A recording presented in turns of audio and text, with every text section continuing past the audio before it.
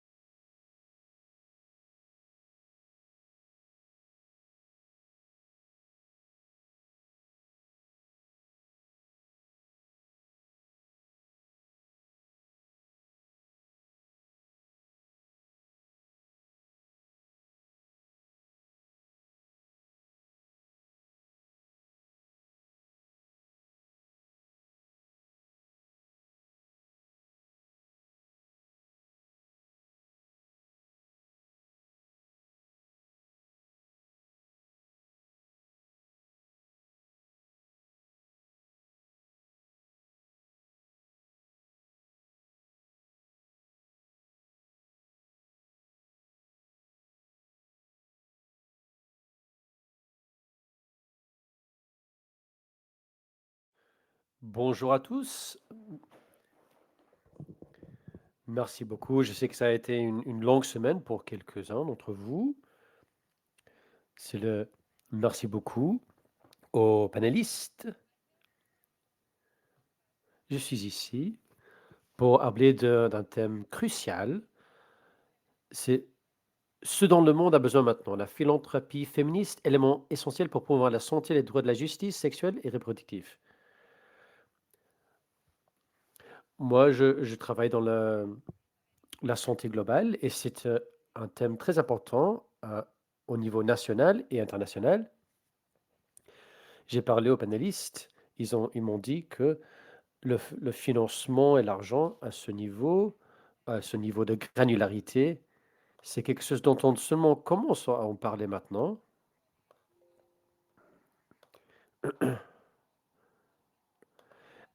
Et vous avez tous des expériences.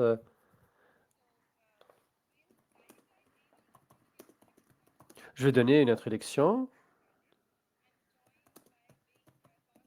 Je suis avec Bing Bacon, le directeur exécutif de Women's World Productive Network, Severin Palantam, directeur exécutif de Arrow, avec Megse Anukulo, le directeur de PSI Éthiopie, et Ankit Gupta, euh, le gesteur du programme pour le Fonds global pour les femmes. Merci beaucoup d'être avec nous. C'est pas nouveau, mais c'est quelque chose dont nous n'avons pas beaucoup parlé. Je veux savoir, selon vous, qu'est-ce que c'est le financement féministe, selon votre organisation, selon votre perspective? Bonjour à tous. En temps d'organisation globale, qu'est-ce qu'est-ce que c'est le financement féministe pour nous? Pour nous, c'est une opportunité.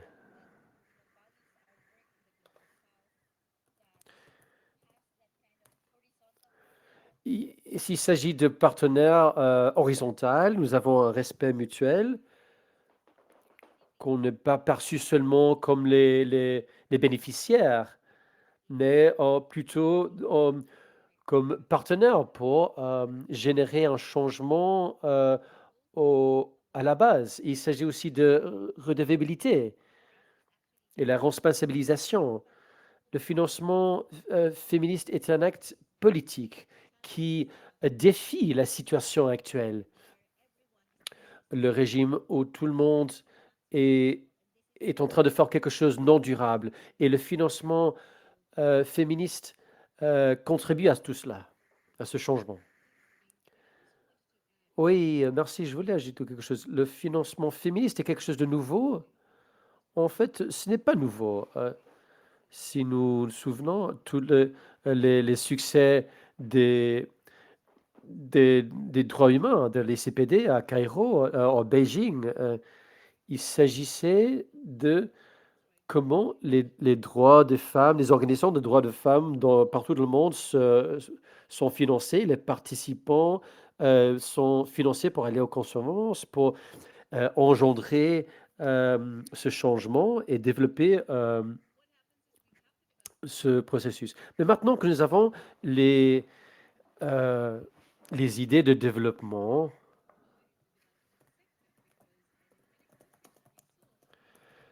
les programmes de développement maintenant sont pris par les institutions de développement. Et dans ce cas-là, ils ont répliqué les mêmes inégalités structurelles entre le Nord et le Sud.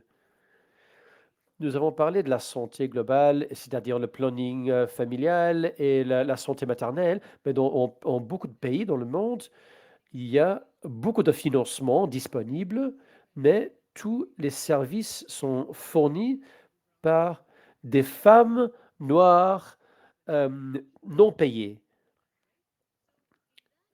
Donc là, nous voyons que l'inégalité, l'inégalité structurelle a été répliquée. Le financement féministe est une action politique, c'est une idéologie politique, parce que nous n'allons pas atteindre la durabilité pour ce programme si nous ne pouvons pas invertir ce triangle basé sur le travail non payé des femmes noires. Il faut les prioriser, il faut fonder ces femmes-là. Donc c'est ça notre expérience.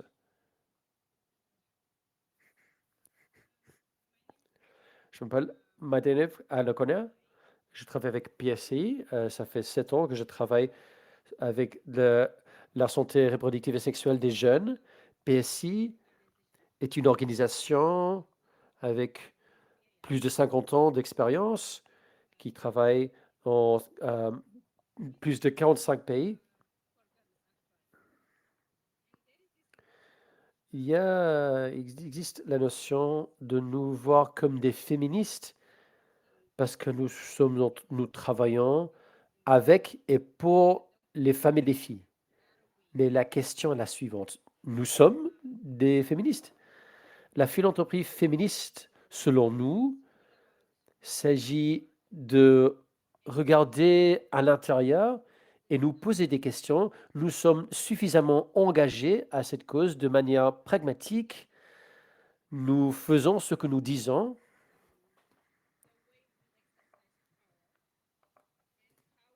Il faut voir comment nous exerçons le pouvoir et comment nous travaillons avec les organisations locales.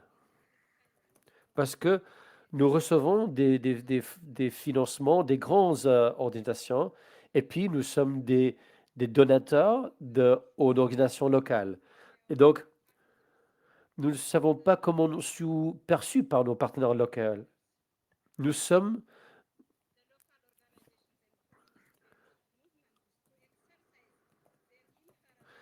nous sommes des facilitateurs pour les organisations locales parce que les organisations locales sont déjà suffisamment puissantes quand ils parlent des thèmes sensibles.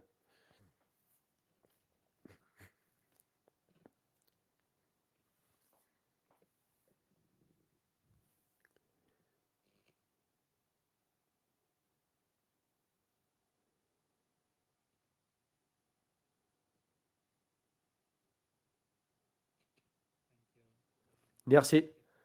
Je m'appelle Angel Gupta. Je travaille avec euh, le Fonds global pour les femmes. Je crois que la philanthropie féministe, selon nous, est basée sur la confiance. Il n'y a pas de philanthropie féministe sans confiance. Et je suis d'accord, il s'agit d'un acte politique. Et je crois que avec la philanthropie féministe, il faut savoir ce qui marche avec la société. Il s'agit d'un financement flexible, intersectionnel, qui regarde les mouvements de personnes. Il y a des différences, il y a une grande variété de personnes. Et l'intersectionnalité de la marginalisation, qu'en nous regardant, il faut atteindre des communautés les plus marginalisées.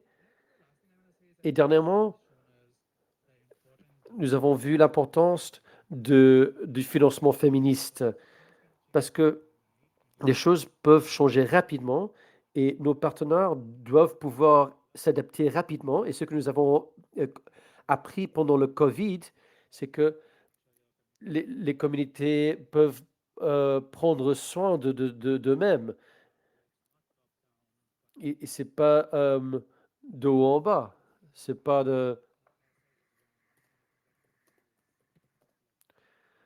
c'est pas de haut vers le bas. Donc je crois que c'est la base de la philanthropie féministe.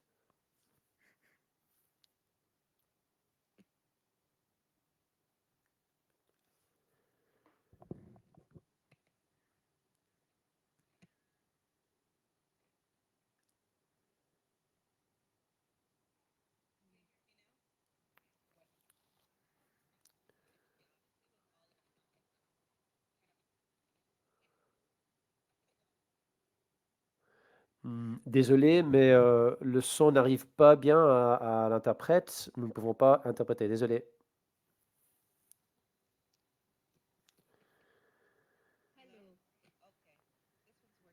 C'est bon, d'accord. Ça marche.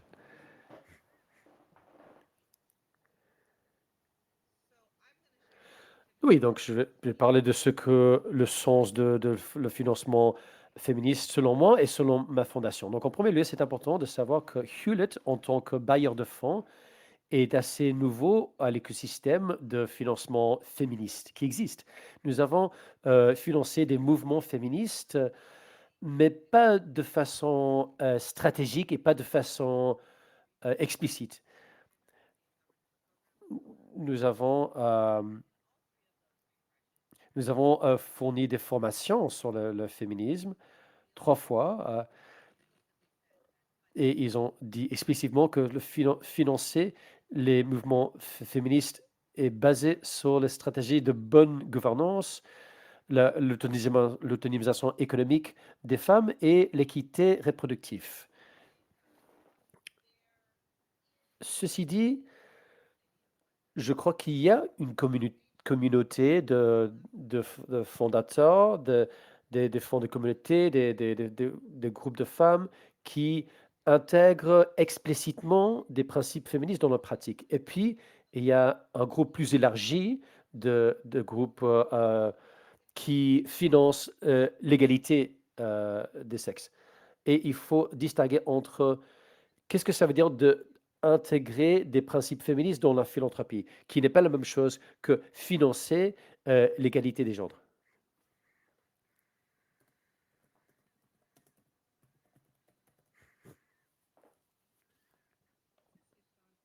C'est bon, oui. Merci beaucoup à vous tous. Je crois que c'est très bien aussi d'avoir un grand éventail de conférenciers et ce serait intéressant de comprendre les concepts que vous avez mentionnés au début. Donc, vous, en tant que gesteur d'organisation, bénéficiaire de fonds, qu'est-ce que cela veut dire de recevoir des fonds purement féministes? Et qu'est-ce que cela veut dire en pratique? Oui, vraiment féministe. Oui, nous, au sud, dans les Philippines et au Tanzanie, que- c'est difficile la collecte de fonds. Et tout le monde dans la salle serait d'accord. C'est très difficile, surtout dans ce domaine. Nous travaillons sur la santé et les droits sexuels et reproductifs et nous mettons l'accent aussi sur l'avortement. C'est difficile. Même avant de catégoriser le monde entre les pays de faibles et de moyens et de hauts revenus, euh, au sud, nous avons vu que c'était de plus en plus difficile de recevoir des financements.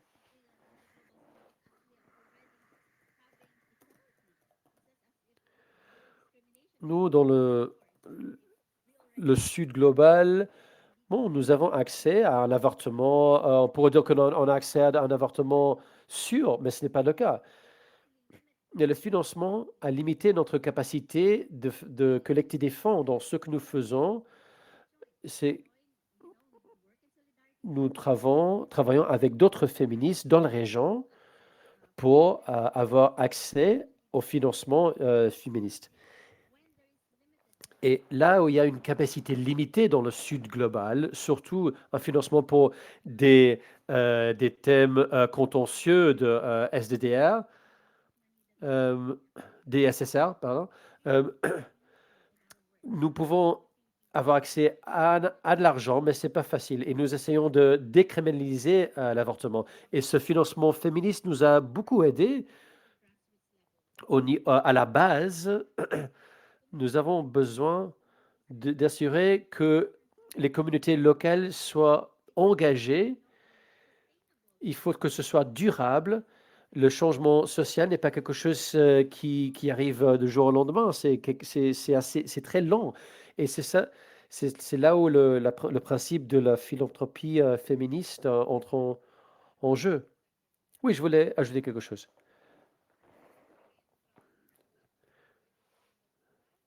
Selon votre perspective, quelles approches avez-vous utilisées pour les convaincre d'adopter cette approche. Oui, je crois qu'une caractéristique importante des féministes, c'est de planifier des organisations, n non seulement des financements thématiques. Et c'est parce que beaucoup d'organisations féministes croient que nous consultons les partenaires. Nous, on ne veut pas être coincé à un niveau où on se dit, je ne peux financer ou alors travailler qu'avec des partenaires en Asie du Sud et à l'Asie du Sud-Est. Donc, toutes les femmes sont égales. Toutes les femmes ont accès à tout. C'est ce qu'on se dit, mais ce n'est pas la réalité. Bien sûr, la demande qui vient du terrain, c'est comme d'autres l'ont dit, on peut se rendre compte que les égalités augmentent et que l'approche intersectorielle est essentielle, même dans des pays où il y a des soins de santé de bon niveau, où l'avortement est légal. Il y a toujours des groupes marginalisés qui sont laissés pour compte. L'idée de la marginalisation, c'est que non, ça c'est une petite proportion. Ce n'est pas le cas. On parle des adolescentes qui n'ont c'est un nombre très élevé de personnes qui ont été marginalisées. Donc, on doit pouvoir financer dans tous les pays, qu'on soit à faible revenu ou à moyen revenu. On dit maintenant que la Malaisie est un pays à un revenu élevé, ce qui n'est pas le cas. Donc, il n'y a qu'un faible pourcent qui est un revenu élevé, mais la grande partie de la population ne jouit pas de ce statut. Donc, parce que la demande d'inégalité fait en sorte qu'on a besoin de justice. Dans le cas de la Philippine, on va se poser la question, mais qu'est-ce qu'on fera de l'abortion, de l'avortement? Mais les femmes en Philippines ont besoin d'avortement, on doit leur fournir ce soin. On doit y penser, même si le contexte est difficile et n'est pas favorable. Et je pense que dans les organisations philanthropiques, les gens se disent, mais c'est quoi cette stratégie?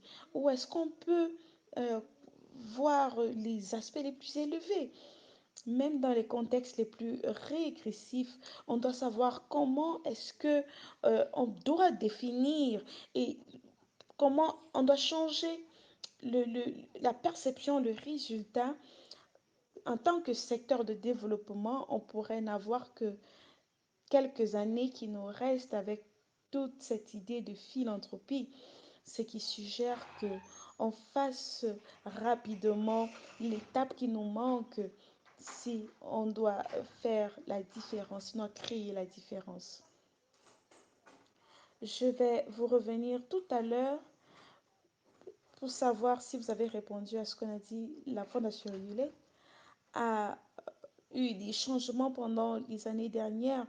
Si vous pouvez nous faire comprendre à quoi a ressemblé ce changement, comment est-ce que vous avez relevé les défis qui, vous, qui venaient des organisations partenaires.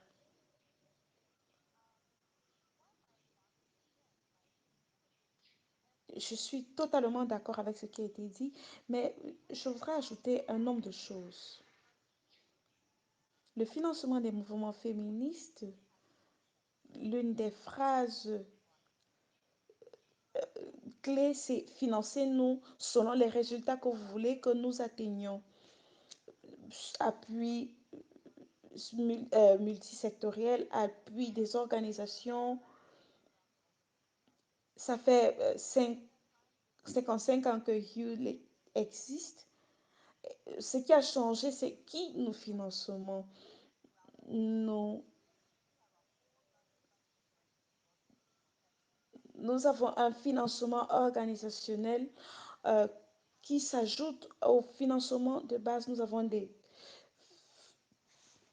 Et nous travaillons dans le spectre de différents types de philanthropie. Nous avons été du côté du développement.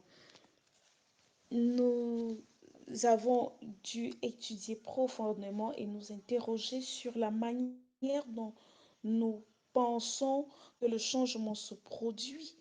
Nous avons eu des partenariats de longue durée, nous leur accordons une grande valeur d'autres personnes qui n'ont pas assez de ressources, d'autres mouvements féministes peuvent établir des relations avec la Fondation Yolette parce que on est partenaire avec d'autres personnes depuis des décennies. Nous avons des partenaires qui ne sont pas toujours des partenaires directs. Parfois, c'est des ONG internationales et d'autres partenaires qui sont considérés comme des partenaires de mise en œuvre.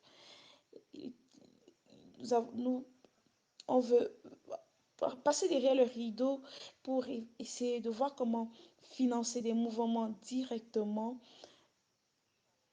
Donc, si on a un budget de 20 millions de dollars par année, il y a deux personnes qui essayent de programmer ces 20 millions.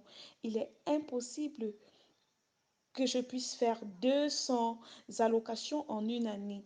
Donc, nous travaillons avec un type de partenariat. Ça peut être des fonds de femmes qui ont la capacité de le faire ou alors des organisations intermédiaires. Une des choses que j'analyse profondément, c'est la relation entre la personne qui font les dons et les valeurs et les principes qui nous apportent. Si on décide de donner l'appui à une organisation qui a la capacité de faire des dons, quel est le type de relation que ce partenaire a. Si moi je dois financer une petite organisation de la société civile ou une organisation de base directement, je vais leur donner un soutien de base. Si je travaille avec un modèle intermédiaire, je m'attends à ce que mon partenaire soit le partenaire de cette organisation de base de la même manière.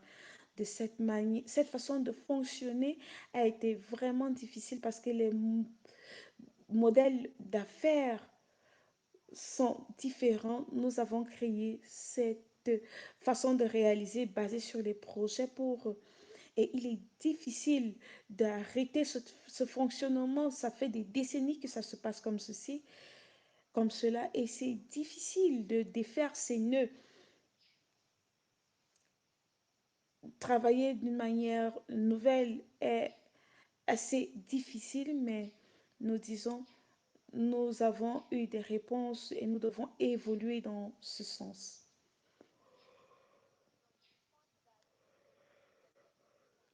J'aimerais comprendre, travailler avec différents partenaires, comment est-ce que les partenaires réagissent à ce changement? Je suis totalement d'accord avec tout ce qui a été dit, c'est difficile.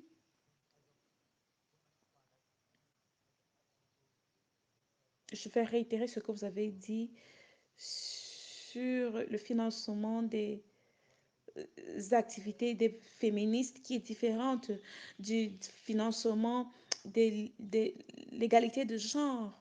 Donc, quand on parle des fonds féministes, nous, en tant qu'intermédiaires qui faisons les financements des organisations de société civile, nous devons naviguer entre ces deux composantes. Donc, en fait, le cofinancement, nous devons répondre à tous ces partenaires. C'est un grand défi pour nous. Je voudrais parler également des défis parce que nous priorisons des financements et 84% de notre financement va vers des organisations de la société civile et c'est difficile dans beaucoup de pays dans lesquels on travaille, l'Argentine, le Nicaragua, l'Inde, qui introduisent de plus en plus de lois et de règlements qui rendent difficile le fait que les petits groupes reçoivent des financements. C'est le défi que nous avons. Nous avons la capacité de financer des petits groupes, mais beaucoup de mouvements n'ont jamais eu de financement. Ça fait longtemps qu'on n'a pas financé certaines organisations. Donc, on a reçu des emails et puis on s'est rendu compte que on a reçu des emails qui sont entrés dans notre boîte de spam et on a eu des échanges par WhatsApp et puis on a pu clarifier les choses. Donc, parfois, des mécanismes n'existent pas. Il y a des volontaires qui font ce travail. Donc, le modèle de travail doit être revisité et nous menons ces activités, mais je pense que nous devons vraiment revisiter le modèle.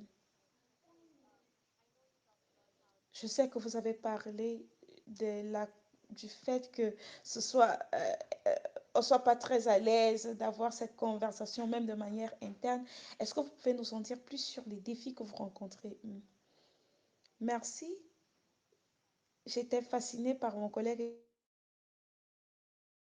et des défis que nous rencontrons tous.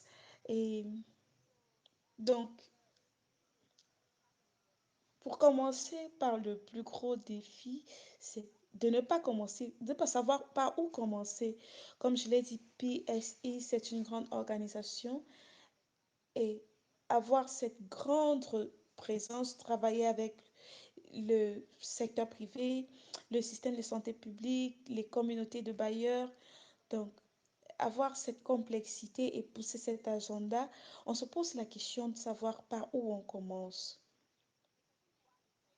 Le deuxième défi, c'est qu'on est habitué à travailler d'une certaine manière, mais la philanthropie féministe voudrait qu'on change de manière significative, considérable notre façon de travailler. On est mal à l'aise, ça remet en question l'existence de nos ONG parce que notre vision, c'est de veiller à ce que la puissance du financement passe des donneurs aux réalisateurs. Nous sommes des organisations centrées sur les personnes et nous nous concentrons à tout moment sur les personnes et ça doit être pareil sur le financement. Il doit avoir un sentier clair et nous n'en sommes pas très sûrs.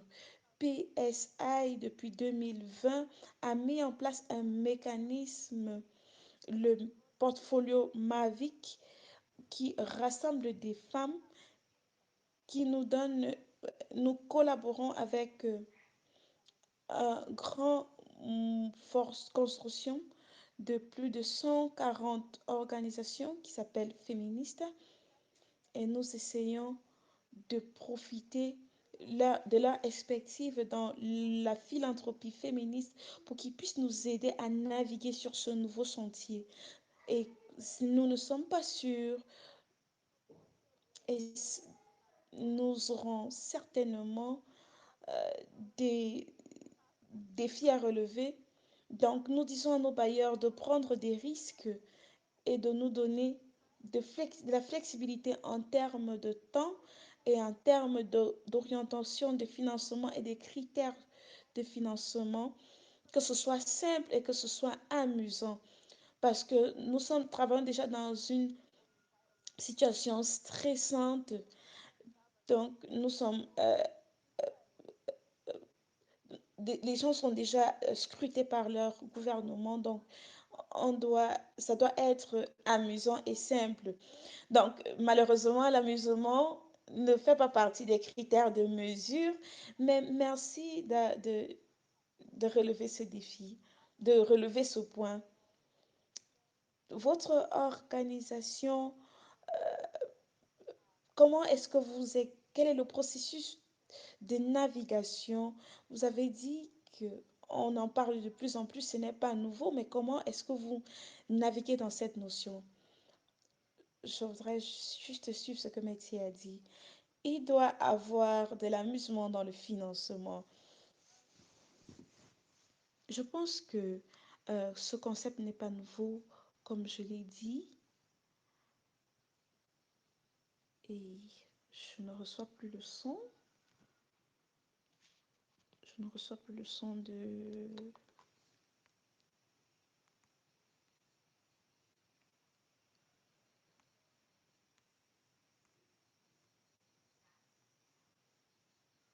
On,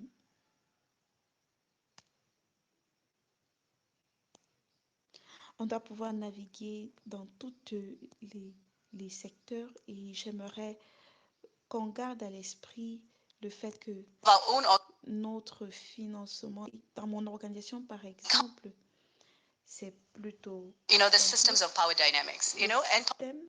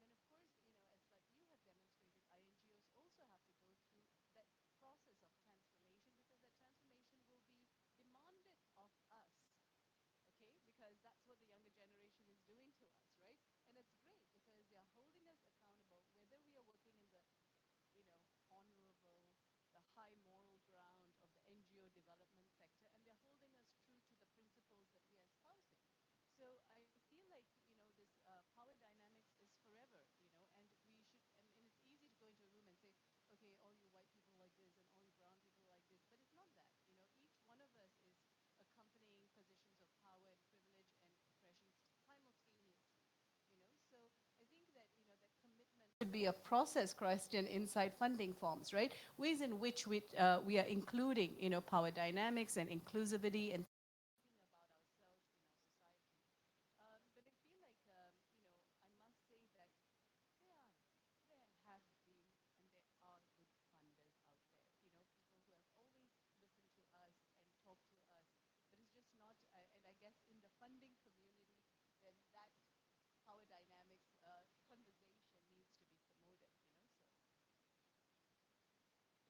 That's really important. And this idea of, knowing that these conversations are happening and kind of trying to figure out who to talk to, who's the right person, which organization will be the right one to tap into.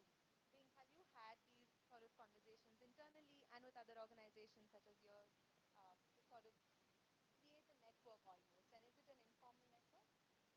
Yes, there are actually one of the best ways, and I think we actually not perfected this, but we have been trying to do this as an organization is to really work in partnership, work in solidarity with the others to be able to maximize our impact.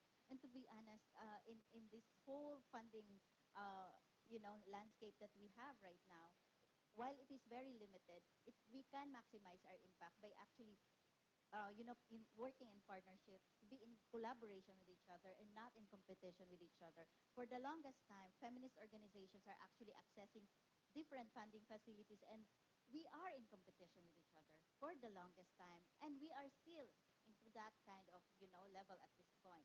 Which for me, one of the best ways that has been done in the recent past is also working closely with Arrow, for example, for a joint fundraising for safe abortion rights. And this is actually something that we have to leverage. We have different skill sets. We have different, target groups. We are located in different areas. We are not, the work in SRHR is vast. It's not something that, if I do, for example, adolescent sexuality, I will take away the adolescent sexuality work of Arrow or of PSI. This is actually really, complementing each other's work. And I think as a matter of strategy, that's where we as feminists should go. That kind of mindset that we have to break. And that's where also the feminist philanthropy can come in and to support that trust building, that partnership, that horizontal partnership, and mutual respect in the work that we do. That would actually go to the shared accountability. Yeah.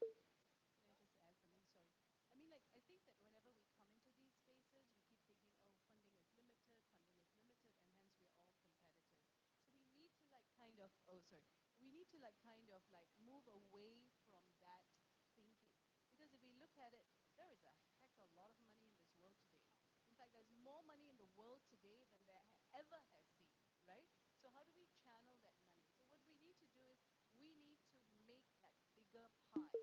Instead of saying like, oh, if there is money for this, it needs to go to me, you have to say that there needs to be money for all women and for all girls and all marginalized communities, LGBTI persons, and for all services that are required. So we need to like think, how can we make that bigger pie? Instead of saying who should have a slice of that small pie. I think the shift that needs to happen. I'll say as the person with the pie. Cette vision, Althea does not have the whole pie, but I really do want to city mentality.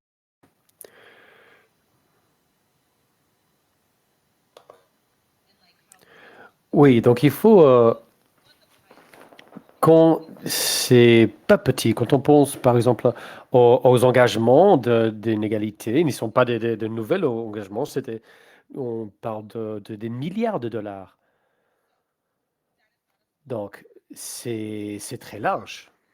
Mais les mouvements féministes ont reçu un peu d'argent ici. Et on a vu qu'il y a beaucoup d'argent dans l'égalité des sexes et beaucoup de cela sera focalisé sur les mouvements féministes. Et rapidement, tout le monde est féministe s'il y a beaucoup d'argent. Et donc,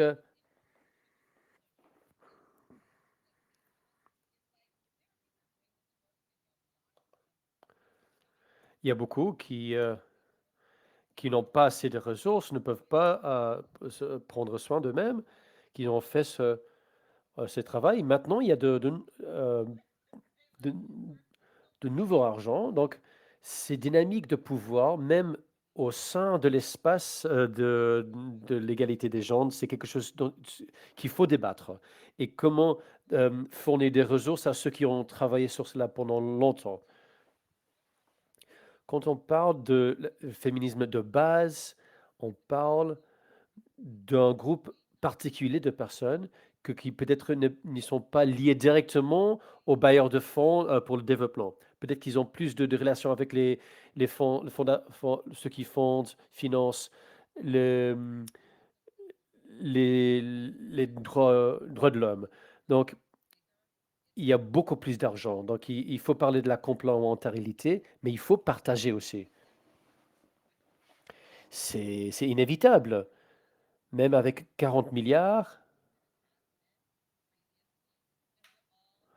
et il faut tous faire quelque chose pour que cela se produise. Merci. Si je peux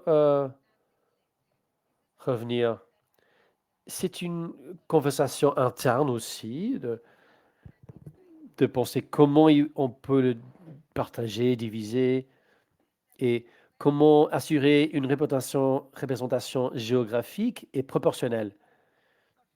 Oui, tout à fait.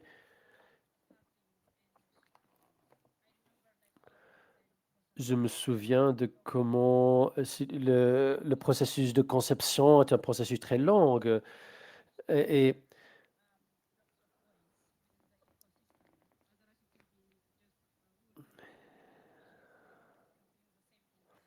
le risque, c'est de faire la même chose une et autre fois. Donc, c'est ça que nous demandons de nos donateurs, de nous donner davantage.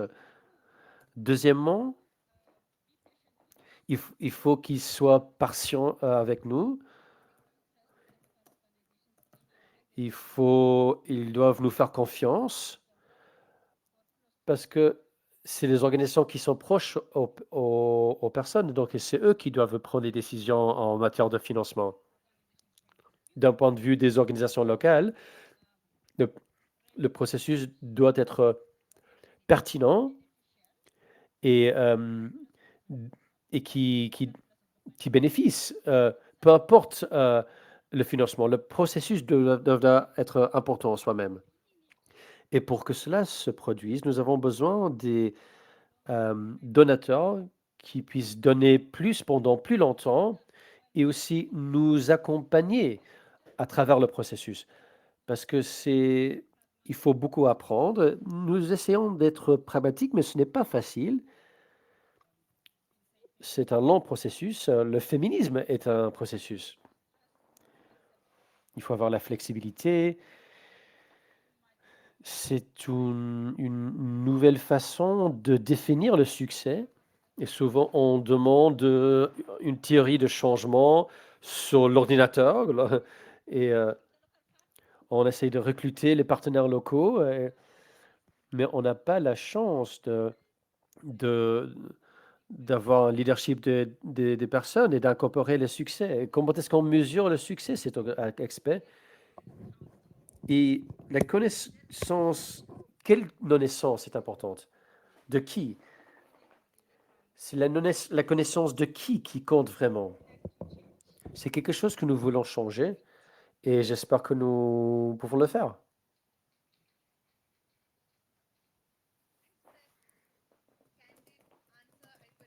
Merci pour cette réponse tellement candide et franche. Oui, nous voulons tous le faire. Il faut regarder les choses une pour une. Et donc maintenant, comment cela peut être intégré euh, quand on regarde toutes les organisations et puis la décolonisation, c'est un gros mot, mais comment cela peut être intégré dans votre travail quotidien? Merci. Oui, je vais répondre avec deux choses. Vous avez dit que le divertissement, c'est important dans le financement.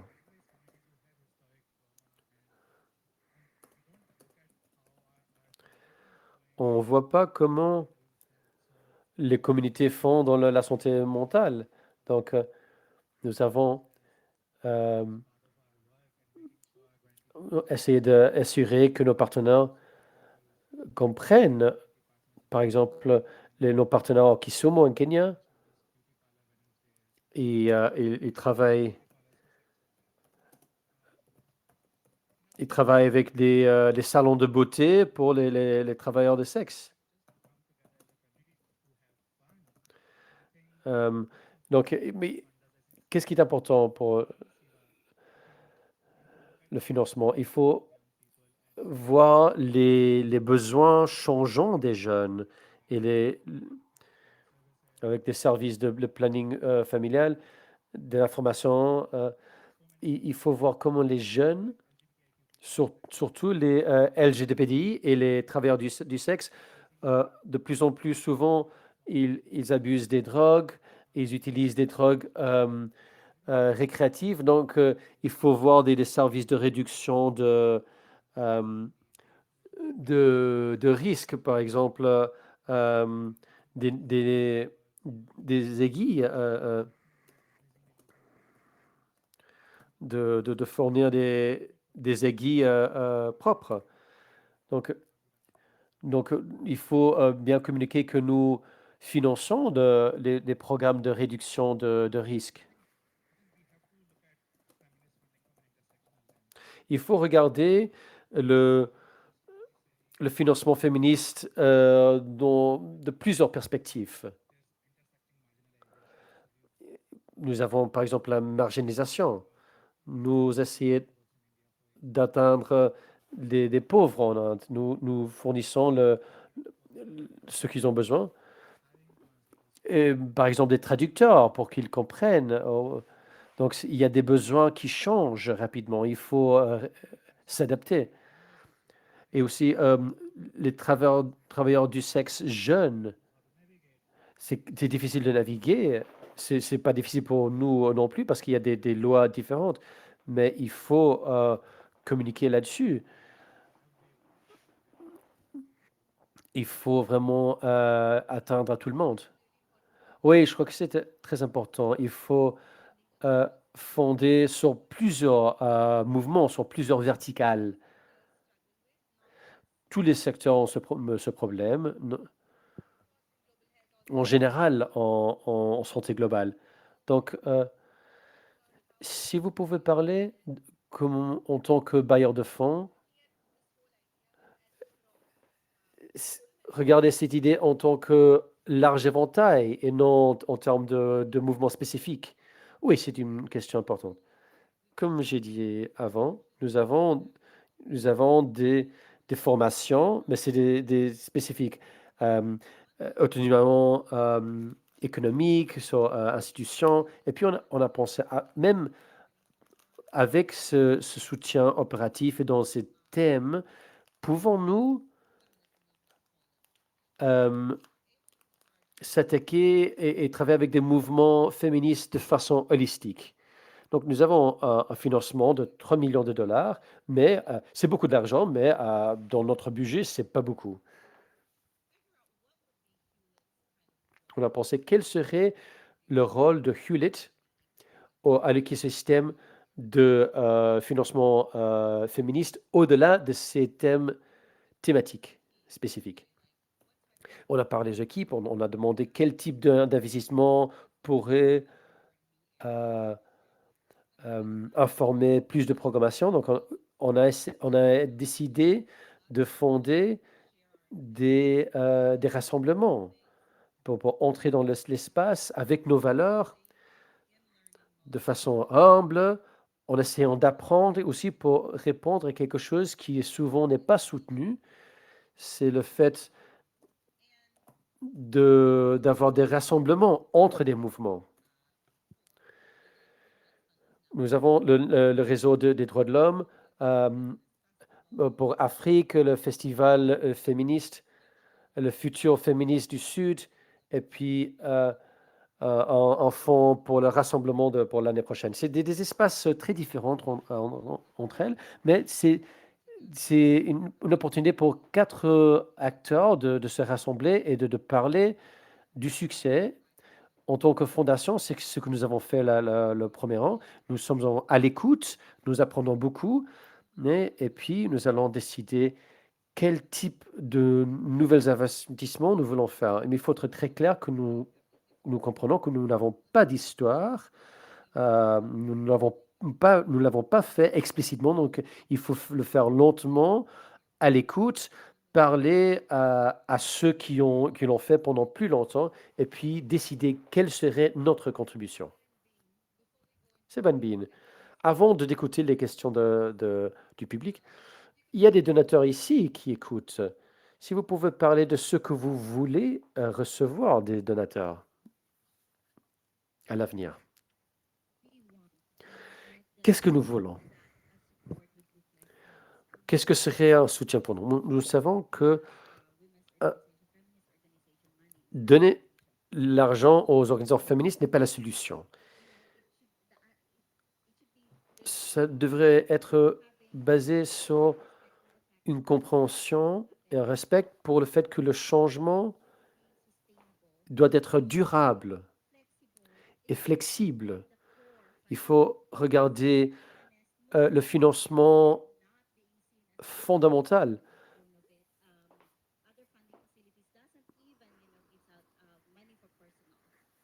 Souvent, on ne donne même pas de l'argent pour le personnel, pour les personnes. C'est triste parce que comment est-ce qu'on peut faire les choses s'il n'y a pas de personnes? Et je vois que vous êtes d'accord dans le public, parce que vous avez vu, oui. Et je crois que, je l'ai dit avant, quand on veut transformer la réalité des personnes, il faut que ce soit durable, il faut que ce soit au long terme. Il faut travailler avec les organisations féministes.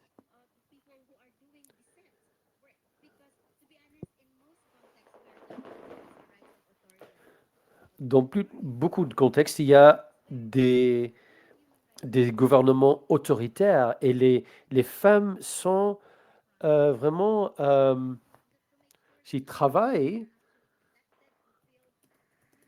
pour,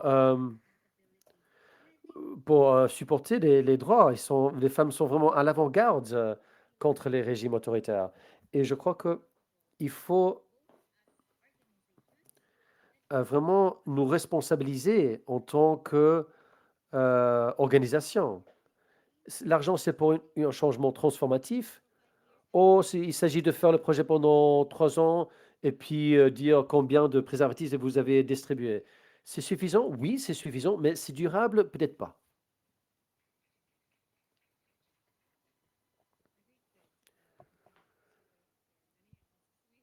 Il y a beaucoup de questions ici.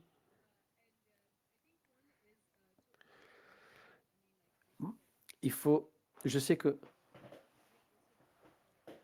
nous essayons aussi de travailler vers des objectifs, mais dans le contexte d'aujourd'hui, le progrès n'est pas toujours linéaire. Nous avons toujours une approche académique au progrès, non? On pense que maintenant, c'est la phase 1, et puis à phase 2, et puis en 5 ans, à l'université, et puis en 10 ans, je vais être médecin, et mon organisation sera durable, et réaliser mes rêves. Mais le contexte réel, surtout euh, peut-être aux États-Unis, on est à l'université et maintenant on est dans la crèche. Et cela arrive tout le temps dans notre contexte, avec les cycles économiques qui sont beaucoup plus rapides. Les cycles sociopolitiques sont aussi plus volatiles. Donc, on a parlé de flexibilité, mais il faut voir aussi l'objectif et les résultats du financement. Deuxièmement, oui, quand il y a un financement pour les droits de l'homme pour les femmes et pour les organisations de droits de l'homme et pour les organisations féministes, et tout le monde est soudainement est féministe quand il y a beaucoup de financement. Et quand on commence à financer l'intersectionnalité, tout le monde, toutes les organisations sont des organisations intersectionnelles. Donc, le financement a une influence importante. Mais c'est le moment, il faut valoriser le langage. Donc, il faut vraiment mettre en œuvre ces idées. Je ne demande pas au fondateur que vous êtes un féministe grade 1, grade 2. Non, ça n'aide pas. Nous sommes tous dans ce processus de transformation. Il f- Et moi, je gère une organisation, donc on demande sur la durabilité de l'organisation, la durabilité du programme. Mais à quoi cela ressemble? Le genre est durable quand des jeunes dans des communautés marginalisées ont le pouvoir dans leurs mains, prennent le pouvoir. Ça, c'est le résultat que nous voulons. Et notre succès, bon, le succès, c'est quand on n'a plus besoin des organisations pour le faire. Merci, Saval. Il nous reste 10 minutes pour des questions et réponses. Je vois les mains levées déjà. 10 minutes, c'est suffisant? Est-ce qu'il y a des micros, s'il vous plaît?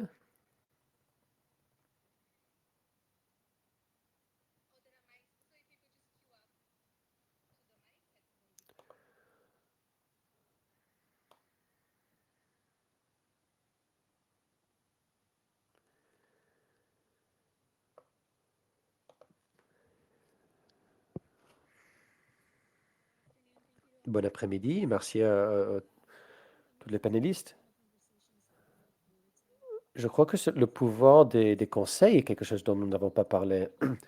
Ils ont beaucoup de pouvoir en termes de la direction stratégique des organisations. Et, et souvent, ils sont les groupes de membres les moins divers dans le secteur de développement. Donc, ce qui m'intéresse, c'est qu'est-ce que vous pensez sur comment créer des conseils féministes et des pratiques de gouvernance féministes? Merci. Moi, j'ai le micro. Je vais utiliser mon pouvoir parce que j'avais levé la main. Donc, merci beaucoup à tous les panélistes pour vos idées. Euh, je vous ai écouté on parlait de la philanthropie féministe et le féminisme en général. Et nous, nous sommes en train de penser sur le pouvoir. Qui a le pouvoir? Qui abuse le pouvoir? Et comment faire pour que ce que nous défendons sur le terrain reçoivent l'argent? Donc, j'ai une question pour vous tous, surtout pour Althea. Comment assurer que les pratiques féministes et les principes féministes que vous avez maintenant, euh, que cela arrive aux organisations comme Arrow et PSI et pour que lorsque vous essayez d'assurer que l'argent arrive à la base, à la communauté, assurer qu'ils fassent la même chose, qu'ils utilisent vos principes féministes pour assurer que que les, que le financement soit amusant et que, comme vous avez dit, et que les critères euh, incluent des principes féministes et que l'argent arrive vraiment euh, aux personnes à la base. Comment pouvez-vous l'assurer et quels sont les mécanismes de redevabilité? Quelle est la loi à ce niveau? Alors, en termes de redevabilité, les, vous trois, PSI, ULET et comment est-ce que vous veillez à ce que les fonds pour les femmes qui le font depuis longtemps, en se concentrant sur vous trois, comment est-ce que vous veillez à ce que les choses soient faites et que ça, que les organisations et les mouvements de base reçoivent le soutien? Je pense que je vais prendre une dernière question avant qu'on ne passe aux réponses. Je vous remercie. Je m'appelle Nelly, je travaille pour une organisation locale au Kenya. Ma question s'adresse à Althea et aux organisations représentées. La plupart du temps, on voit des bailleurs qui financent des ONG. On examine leur capacité, leur structure interne. Ma question maintenant, c'est est-ce que vous avez l'opportunité de parler aux personnes qui sont censées recevoir le financement au niveau communautaire, les les personnes, les organisations locales comme la mienne que PSA peut financer, comment est-ce que vous veillez à ce qu'ils soient impliqués dans le processus de développement des propositions, la redevabilité en termes de veiller à ce qu'il y a un équilibre dans le financement alors qu'ils ne reçoivent pas 20%, alors que c'est eux qui font tout le travail sur le terrain, s'assurer que leur capacité est renforcée. Quelqu'un a dit que il a posé la question qui raconte l'histoire, qui donne la réalité sur le terrain. Est-ce qu'on les utilise comme des personnes qu'on utilise comme pour partager les plateformes sur EPR? Je pense que vous allez commencer par la première question. Je vais dire que pour Yolette particulièrement, c'est vrai pour plusieurs raisons. Premièrement, on n'a pas des bureaux régionaux au pays. On est basé en Californie du Nord. Nous avons 2 personnes dans toute notre équipe de base. Nous cherchons des partenaires qui travaillent avec les communautés pour la plupart de nos financements vont de 500 000 dollars à plusieurs millions de dollars. Si vous allez décider de travailler avec une organisation partenaire, vous allez devoir déterminer la relation avec vos partenaires et trouver des solutions, ce qui est encore un peu difficile parce que il faut travailler avec des partenaires qui ont pour pouvoir avoir des conversations dans le domaine du développement de la stratégie. On a eu une réunion de nos partenaires et tous les récepteurs de dons ont été invités. Donc, c'est pour vous dire à quel point ça a été difficile.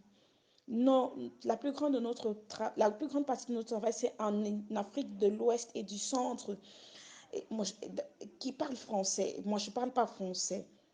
Donc, on va vers des organisations qui ramènent plusieurs autres partenaires et il faut des services d'interprétation et il faut beaucoup de temps pour organiser tout ceci afin que les gens puissent partager ce qu'ils font et qu'ils continuent aussi fréquemment que nous avons cette discussion. On peut parler une fois par an et c'est très difficile et c'est tout le temps que nous avons. Parfois, vous vous dites que, OK, vous allez faire confiance et dire que, ok, si cette personne dit qu'elle le fait, qu'elle a une réputation, vous allez devoir vous en contenter parce que avoir des couches et des couches de redevabilité, ça va nécessiter du temps. Et je suis tout à fait d'accord qu'il est important de mettre l'accent sur cette redevabilité. Alors maintenant, on va parler de la redevabilité des donneurs et autres partenaires. Je pense que c'est une très bonne question. Au fond global, nous pensons à la reconception de la structure. Si on engage des partenaires externes, on se demande comment est-ce qu'on veille à ce que l'organisation soit féministe, qu'on travaille avec le leadership de nouvelles personnes, qu'on ait du staff, qu'on ait une structure qui fonctionne. On fait des consultations avec des partenaires, on développe et on sauvegarde des politiques d'action qui ont été faites en consultation avec d'autres partenaires qui sont impliqués dans le processus. C'est un processus auquel nous commençons à penser. Pour nous, c'est parfois difficile parce que le langage de la corruption parfois est difficile parce qu'on veut comprendre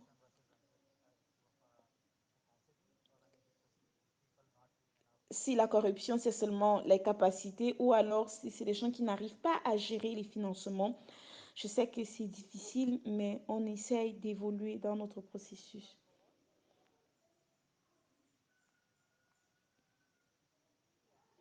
Je pense que je sais, et parce que j'ai beaucoup de personnes qui travaillent dans le secteur des ONG à but non lucratif, qui essaient de transformer leurs organisations.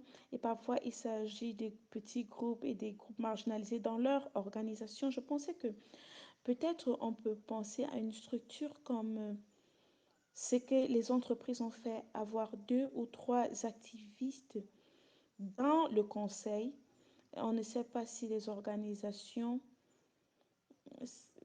qui travaillent autour de l'huile de palme, où est-ce qu'on prend l'huile de palme, comment est-ce que est-ce qu'on peut prendre ce principe pour l'appliquer aux droits de l'homme. Je pense que ce sont des postes où on se dit que peut-être que ce n'est pas parce que c'est une ONG à but non lucratif qu'il n'aura pas de conseil d'administration. Donc, c'est des choses auxquelles il faut penser. On peut essayer d'évoluer vers ce modèle. Ce serait utile. Je pense qu'on a le temps de prendre trois autres questions. Je voudrais parler de la redevabilité pour expliquer ce que nous on fait maintenant. Comme je l'ai dit précédemment, Maverick Pack Portfolio a commencé en 2020, mais nous n'avons toujours pas une théorie du changement. On veut donner l'opportunité à nos partenaires locaux de définir le succès par eux-mêmes et pour eux-mêmes. Ça prend du temps, ça demande de la patience, mais faire les choses de cette façon serait une façon de fonctionner. Et quand nous allons définir la théorie du changement, ça va également nécessiter cette matrice. De cette façon, on pourra voir comment faire ce changement. Je suis consciente qu'il y a beaucoup de questions, mais je voudrais également répondre à la question sur comment est-ce que on soutient les communautés à la base. Nous travaillons avec eux, nous travaillons à leur côté et nous sommes une organisation qui travaille avec les communautés, qui travaille avec les communautés nationales au niveau régional et mondial. Comment nous le faisons? Nous savons certainement que les réalités des populations à la base, on doit travailler de la base vers le sommet avant de partir du sommet vers la base. Alors comment est-ce qu'on crée une plateforme pour les communautés de base afin qu'on puisse entendre leur voix, qu'elles puissent avoir l'opportunité de partager les réalités. Je peux dire que dans cette salle, nous utilisons des personnes qui font le plaidoyer aux Philippines, qui ont travaillé avec nous depuis quelques années pour qu'ils puissent avoir le leadership dans le domaine. C'est l'un des exemples où on travaille, on va là où le besoin se présente avec acuité. Je vous remercie. C'est l'anglais, vous savez. Bonjour à tous. Je viens du planning familial. Je ne parle pas bien anglais, mais je vais essayer de me faire comprendre. Je vais partager ce que j'ai dit. Je veux insister sur le fait que ça doit être des organisations féminines qui travaillent sur des questions de genre et nous savons que notre rôle est important, nous avons beaucoup de travail, donc nous sommes tous importants, donc nous avons besoin d'appui en tant qu'organisation féministe et les bailleurs doivent rendre les critères plus accessibles pour les femmes, les organisations féministes, les mécanismes puissent être compris et accessibles à ces femmes, et surtout dans l'environnement francophone. Je sais que c'est difficile, mais il y a beaucoup de travail dans les pays d'Afrique de l'Ouest qui ont besoin d'appui. Donc, veillez à ce que nous puissions avoir des financements pour des pays francophones, pas seulement pour les appels à projets, mais pour aider les structures à se développer, à s'organiser. On parle de ce qui va aider les organisations féministes à recruter du personnel. Par exemple, dans mon organisation, nous fournissons des services de santé, mais la plupart de nos organisations travaillent avec des volontaires. Et c'est bien d'avoir des volontaires, mais être féministe, c'est payer les féministes pour leur travail et payer les féministes, les femmes qui travaillent. Ce n'est pas tout l'argent qui est nouveau. L'argent est recyclé la plupart du temps. On a également besoin de nouveaux financements. Et en fin de compte, je voudrais dire une dernière chose pour les organisations féministes basées dans les pays du Nord. La plupart du temps, on se dit qu'ils sont dans les pays démocratiques, donc ils ont le soutien. Et ce n'est pas vrai. Nous, nous subissons le harcèlement des organisations qui ne nous font pas confiance, des membres du gouvernement, parce que on touche des dynamiques de puissance de domination. Et je voudrais également vous appeler à aider les organisations féminines des pays du Nord parce que nous devons défaire des personnes qui se battent pour avoir accès au pouvoir. Merci. Est-ce qu'il y a d'autres questions, d'autres interventions? Oui. Bonjour. Ma question tourne autour de la philanthropie en général. La plupart des organisations d'organisation, n'ont pas de budget. Quand vous avez des multimilliards de dollars, 5% c'est petit. Et ce que j'ai entendu plusieurs fois, c'est le besoin de financement, la concurrence pour le financement. Et le programme McKinsey a pu mettre en place des activités desquelles on peut tirer des leçons. Je pense que on peut tirer des leçons pour que les organisations philanthropiques puissent exister et être perpétuelles. Ce n'est ce n'est pas au programme de prendre les décisions, c'est au conseil de prendre les décisions.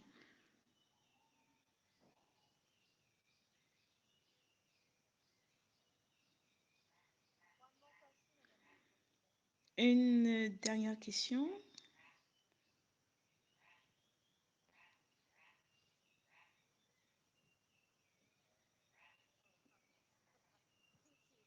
Merci. Je remercie tous les panélistes.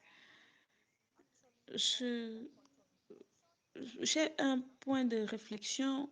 Je suis Phyllis Mbeka. Je travaille avec une organisation féministe des handicapés. Quelles sont les interventions que vous faites pour que nous, les personnes handicapées, nous puissions avoir accès à cet argent? Parfois, on est marginalisé, même inconsciemment. Nous avons le planning familial. Nous, on veut avoir accès à l'avortement. Nous sommes parfois appelés à des travailleurs sexuels.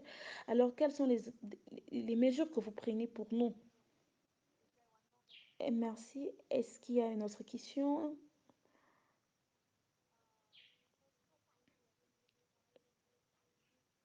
Ça, c'est l'une des questions, des conversations les plus candides que nous avons eues. Et merci, félicitations à tous les panélistes et à la modératrice. Je suis heureuse de voir qu'on a fait référence aux jeunes personnes et aux investissements pour les jeunes. Donc, je voudrais encourager euh, le fait qu'on pense aux organisations jeunes parce que parfois elles sont laissées pour compte et on se concentre sur les grandes organisations. On a parlé de la confiance et je pense qu'on doit également renforcer les capacités des organisations des jeunes. Mais ma question, c'est en tant que bailleur de personnes philanthropiques, quels sont les types d'investissements dont on peut avoir besoin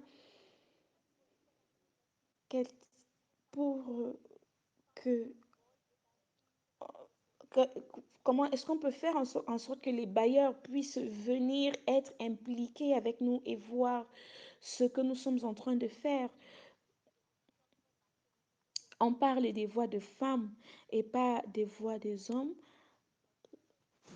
Donc, si pour qu'un programme ne laisse pas en compte une partie des personnes qui pourraient être impliquées, qu'on ne se concentre pas seulement sur la féminité et qu'on laisse la masculinité, ainsi de suite. Donc, je pense que nous devons évoluer avec notre discours. Comment est-ce que nous faisons de ceci des actions au-delà des principes? On vient de nous rappeler qu'il nous reste 3 minutes. Donc, on va très rapidement répondre à ces questions.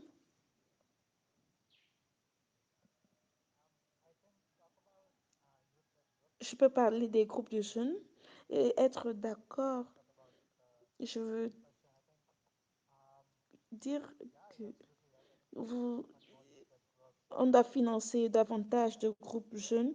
On doit bien faire le packaging du soutien. Et quand on parle de nos jeunes, on parle des groupes des adolescents, on a des conseils de consultation des communautés qui financent les adolescentes. C'est encore un autre domaine privilégié par les bailleurs. Maintenant, quand on parle des femmes avec handicap, je suis tout à fait d'accord. On va essayer de faire plus de partenariats avec eux. Je pense que ce n'est pas assez. Nous devons reconnaître que nous devons faire plus.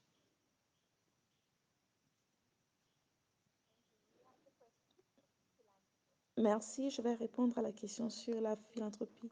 Comment est-ce qu'on veille à ce que ce soit durable?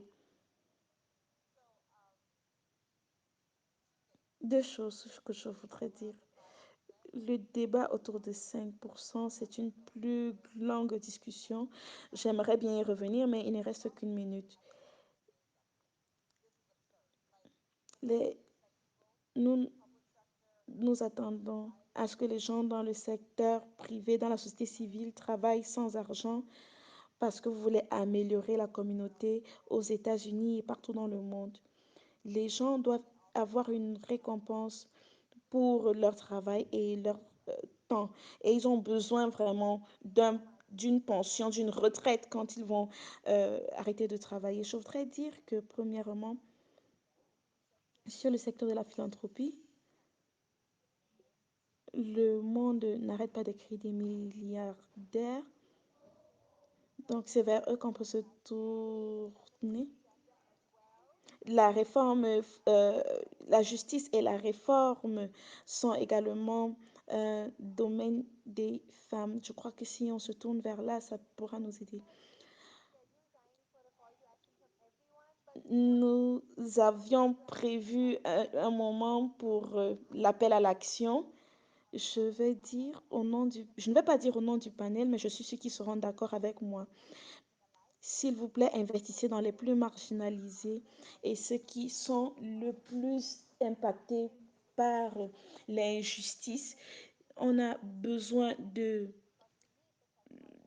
prestations de services, on a besoin de plaidoyer, on a besoin de transformer le système.